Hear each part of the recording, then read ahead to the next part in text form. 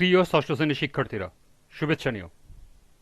আজকে আমি তোমাদের বিজ্ঞান বিষয়ের নতুন বই থেকে ষষ্ঠ অধ্যায় সংবেদী অঙ্গ এর ৪৪ পৃষ্ঠার কাজ সমাধান করে দেব।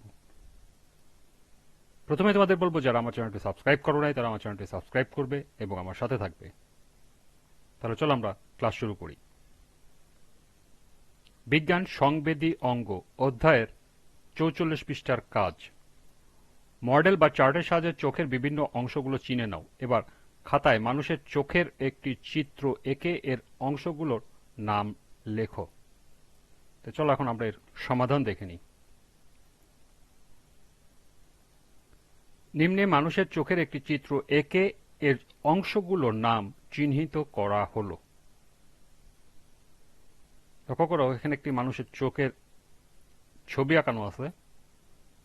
এটি হলো আইরিশ, এটি লেন্স, এটা হলো কর্নিয়া, আর এই অংশটুকু হলো বলা হয় পিউপিল।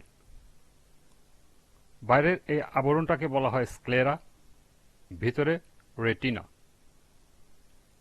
আর এই অংশটুকু বলা হয় অপটিক স্নায়ু।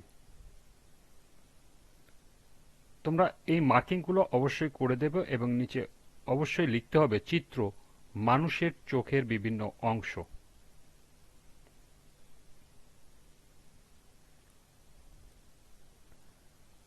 এই ছিল এই কাজের সমাধান। আজকের ক্লাসটি এ পর্যন্তই।